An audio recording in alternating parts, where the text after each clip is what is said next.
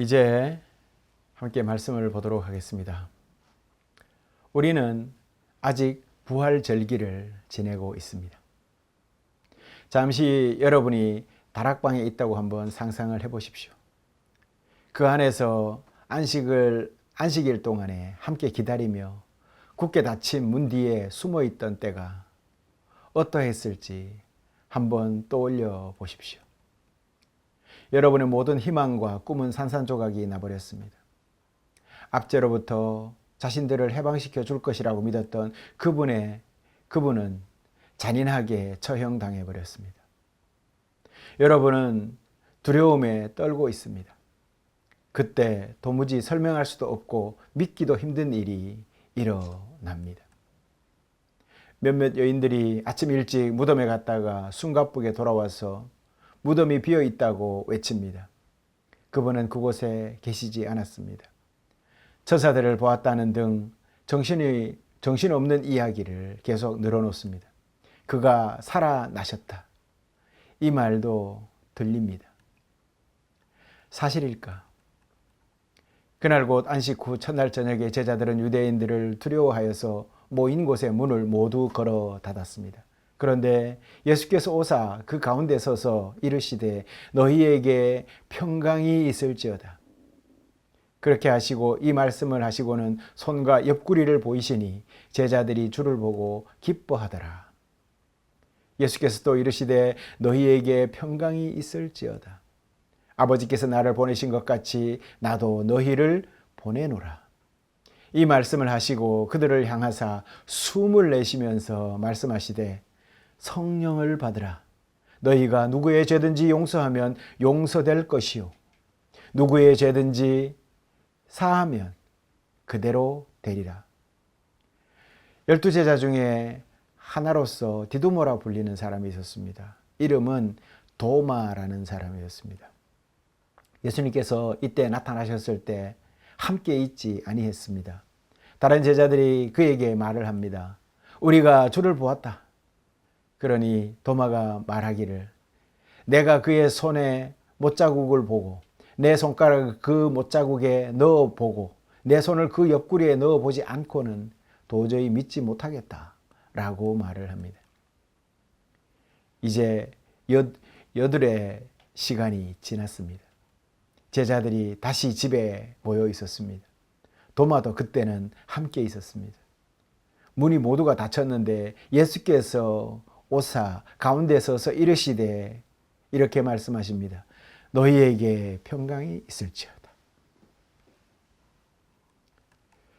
도마에게 또 말씀하시되 내 손가락을 이리 내밀어 내 손을 보고 내 손을 내밀어 내 옆구리에 넣어보라. 그리하여 믿음 없는 자 되지 말고 믿는 자가 되어라. 도마가 대답하여 이르되 나의 주님이시요 나의 하나님이시니이다. 예수께서 이르시되 너는 나를 본고로 믿느냐? 보지 못하고 믿는 자들은 복되도다 하시니라. 여러분, 부활하신 그리스도의 두 번째 나타나심을 우리가 첫 번째와 비교를 해보면 거의 동일합니다. 문은 잠겨 있었고 예수께서 갑자기 방 중앙에 딱 나타나신 것입니다. 그렇게 서서 이렇게 인사하지요. 너희에게 평강이 있을지어다. 그러고 나서 그분의 십자가에서 죽으시는 것을 보았지만 지금은 살아계신 동일한 예수님이라는 그 증거로 당신의 손과 옆구리를 보여주십니다. 제자들이 이 기쁜 소식에 반응한 뒤에 예수께서 몇 마디 더 하십니다. 이야기는 거의 동일합니다. 하지만 완전히 똑같지는 않습니다. 한 가지 다른 점은 첫 번째, 나타나심에서 예수께서 제자들에게 나가서 기쁜 소식을 나누라라고 명령하시는 부분이 생깁니다.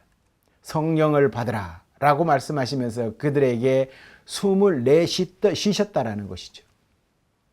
마태복음에서 대사명, 그러니까 너희는 땅끝까지 이르러 내 복음을 증거하라 라는 이것을 대사명이라고 하는데, 이 대사명은 예수님이 하늘로 올라가시기 직전에 일어났고, 누가복음 이야기에 있어서는 제자들이 오순절까지 성령을 받지 못한 것으로 나타나고 있습니다. 하지만 요한은 연대기에 큰 관심이 있었습니다. 그래서 요한복음은 누가복음과는 달리 예수님의 사역의 그 시간 순으로 딱딱딱 기록하고 있다는 것이죠. 그리스도께서 죽으셨고 그리스도께서 살아났으며 그리스도께서 다시 오실 것이라는 이 소식을 전하는데 요한복음은 집중하고 있습니다. 여러분, 이 기쁜 소식을 믿으십시오. 그리고 요한에게 있어서는 믿는 것, believing, 이것은 언제나 명사, 믿음, belief, 그것이 아니라 동사라는 사실을 반드시 기억해야 됩니다. 요한복음에서는 동사로 믿음이라는 것이 기록되어 있습니다. 그리고 믿는 것, 영어에서 그런 단어가 있다면 신뢰하는 것, faithing 이라는 이 구절에 6번, 그리고 요한복음 나머지 부분에서 90번 이상 이 단어가 등장하고 있습니다. 그래서 믿는 것은 지적인 동의 그 이상의 어떤 의미를 지니고 있다는 것입니다. 그것은 어떤 생각을 이해하거나 진실로 받아들이는 것 그 이상인 것입니다. 믿는 것은 신뢰하는 것, 즉 어떤 것을 신뢰하는 것이 바로 믿는 것입니다. 요한이 우리가 하기를 매우 열망하는 것이 바로 믿는 것입니다. 그리고 일단 우리가 예수님이 그리스도이심을 믿게 되면 성령을 받고 다른 사람들이 보도록 돕기 위해서 그렇게 파견되는 것, 그들도 믿게 되는 것을 이제 작은 믿음의 성숙이라고 이렇게 본 것입니다. 예수님이 보낸 사람들이 효과적으로 믿음을 나누지 못하면 어떻게 될까요? 예수님이 여러분을 파송했습니다. 그런데 적절하게 믿음을 나누지 못한다면 어떻게 될까요? 다른 사람들은 불신 안에 머물러 있을 것입니다. 그들의 죄는 그대로 남겨져 버릴 것입니다. 그렇게 그들은 용서를 경험하지 못하게 될 것입니다. 이 사명은 매우 중요하다는 것을 알 수가 있습니다. 그리고 중요도가 높기 때문에 예수님은 각 제자가 진리를 확신하도록 확인해야만 했던 것입니다. 그렇게 모든 제자들은 예수님이 죽음에서 새로운 생명으로 부활했다라는 이 사실을 직접 보아야만 했던 것입니다. 요한복음에서 보는 것은 믿는 것입니다. 그래서 요한복음서에는 와서 보라라는 말이 복음서의 전체를 걸쳐서 등장하고 있는 것입니다. 우리는 요한이 세례 요한을 따르던 첫 제자들을 만났을 때 예수님에게 그들이 머물고 있는 곳을 물었고 예수님께서 와서 보라라고 말씀하셨을 때 첫 장에서 그것을 우리는 발견할 수가 있습니다. 요한복음 1장 39절에 그것이 등장합니다. 그리고 몇 구절 뒤에 빌립이 나다나엘을 예수님께 소개할 때도 나다나엘이 나사렛에 무슨 선한 것이 나올 수 있겠습니까? 라고 묻자 빌립이 이렇게 대답합니다. 예수님이 했던 그 말 그대로 와서 보라 라고 말을 하지 않습니까? 그러자 사마리아 여인이 우물가에서 이웃들에게 달려가 와서 보라 내가 행한 모든 일을 내가 말한 사람이 있나니 이는 그리스도가 아니냐라고 증언하는 모습을 여러분도 볼 수가 있습니다. 그 우물가의 여인 또한 와서 보라 라고 말을 합니다. 예수님께서 베다니에 나흘 늦게 도착하셨을 때 마리아와 마르다에게 나사로를 어디에 장사했는지 묻지 않습니까? 그러자 그들이 와서 보십시오 라고 대답하지 않습니까? 와서 보라. 실제로 우리는 요한복음 전체에서 바라본다, 본다라는 이 단어의 어떤 형태를 20번 이상 발견하게 됩니다. 보는 것, 이것은 육체적인 시력에서 완전한 이해에 이르기까지 모든 것을 통괄적으로 의미하고 있다고 볼 수가 있습니다. 하지만 도마는 예수님께서 친구들에게 나타나셨을 때 그곳에 도마는 없었습니다. 도마는 예수님을 보지 못했습니다. 제자들이 나중에 앞서 마리아가 그랬던 것처럼 우리가 주를 보았노라 라고 그에게 말을 하지 않습니까? 그리고 도마는 그때 제자들처럼 의심을 하게 됩니다. 그래서 예수님은 한 주간 뒤에 도마에게 다시 나타나시는 전체 과정을 처음부터 똑같이 진행하신 것을 볼 수가 있습니다. 이것은 온전히 도마를 위해서 실천하신 예수님의 준비된 행동들이었습니다. 다른 제자들이 부활하신 구원자를 알아보았을 때 기뻐한 반면에 도마는 심오한 개인적인 고백을 합니다. 나의 주님이시요 나의 하나님이십니다. 이제 도마는 단순히 그 주님이 그가 아닙니다. 단순히 이제는 살아계신 하나님의 아들이 아닌 것이지요. 나의 주님이고 나의 하나님이 된 겁니다. 순식간에 그는 회의적인 태도에서 이제 신뢰가 넘치는 그러한 가득 찬 태도로 바뀌게 되는 것입니다. 도마는 이제 봅니다. 보게 되었습니다. 그리고 모든 제자도 이제 바라보게 되었습니다. 왜냐하면 예수님께서 계속 나타나시기 때문입니다. 예수님을 보지 못하고 믿음 없는 자들이 있는 곳에 예수님은 계속 나타나십니다. 그리 계속 나타나십니다. 지금 우리가 예수 그리스도를 보지 못하고 믿지 못하는 이가 있다면 그곳에서도 예수님은 나타나실 것입니다. 그분은 자신이 정말 다시 살아나셨다라는 이 시각적인 증거가 필요한 사람들에게 반복적으로 나타나십니다. 그분은 판단하거나 비판하지 않으시고 단지 그들이 이해할 때까지 예기치 않게 계속 그들이 알지 못하는 부지불식간에 계속 그들 앞에 나타나십니다.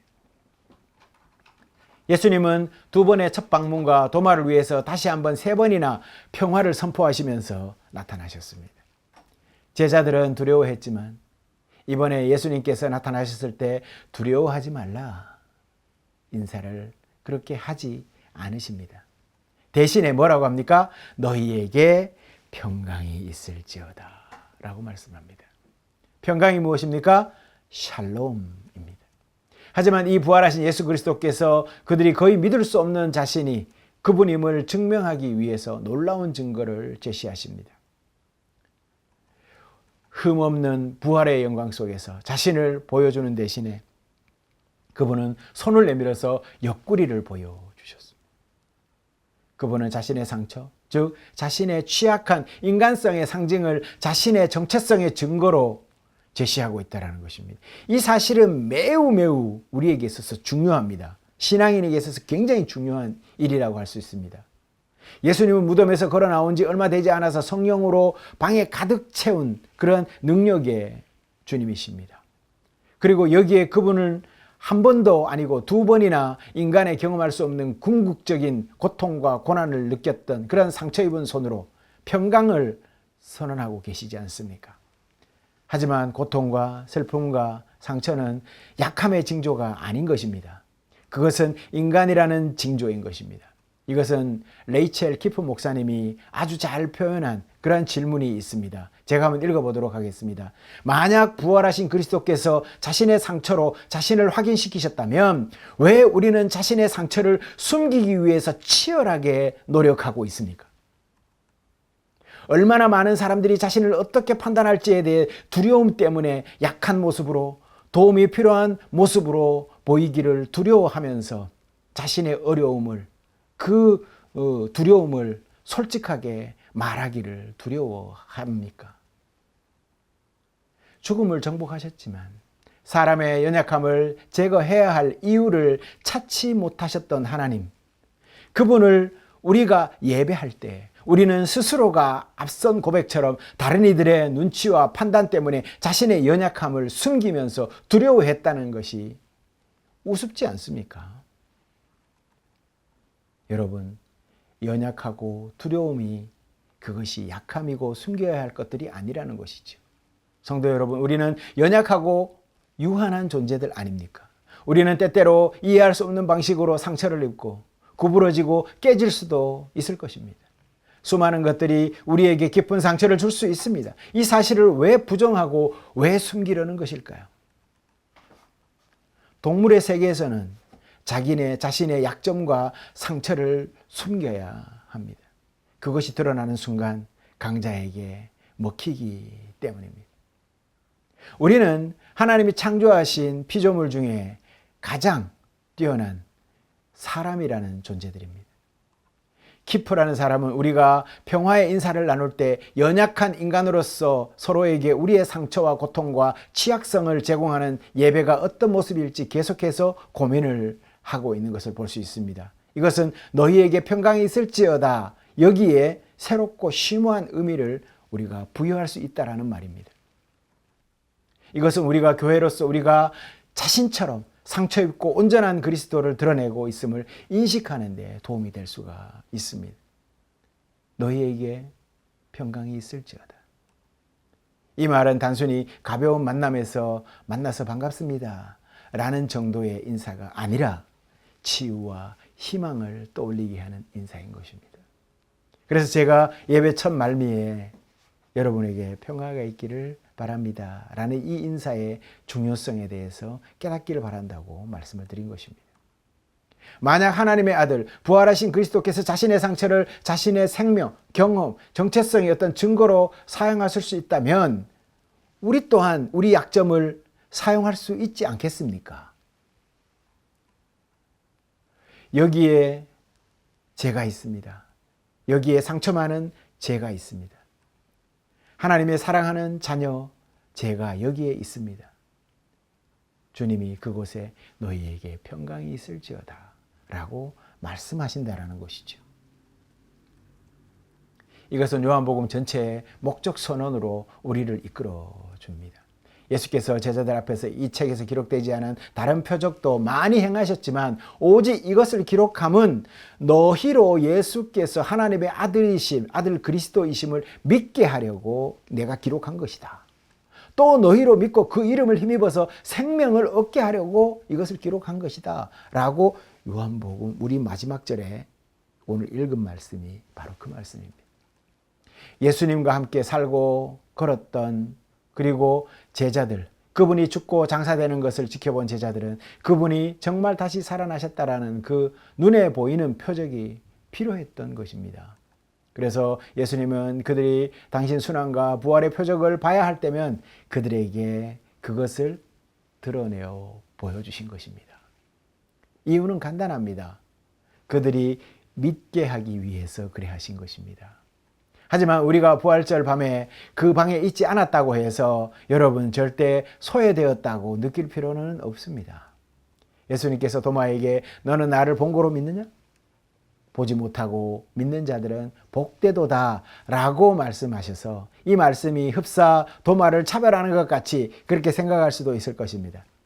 이 도마가 바로 우리들입니다. 요한복음서의 기록의 목적처럼 요한은 이미 우리 같은 사람들이 당연히 있을 것을 알고 그들이 예수님께서 하나님의 아들 그리스도이심을 믿게 하고 믿음을 통해서 그 이름을 힘입어서 생명을 얻게 하기 위해서 이 책을 쓴다라고 오늘 고백하고 있는 것입니다. 우리가 도마를 의심 많은 도마라고 부릅니다. 그럴 때 저는 그가 억울한 누명을 쓰고 있다고 생각이 듭니다. 과정이 어쨌든 예수님을 주님과 하나님으로 고백한 그의 고백은 복음서에서 찾을 수 있는 가장 강력한 믿음의 고백이 도마로부터 나왔기 때문입니다.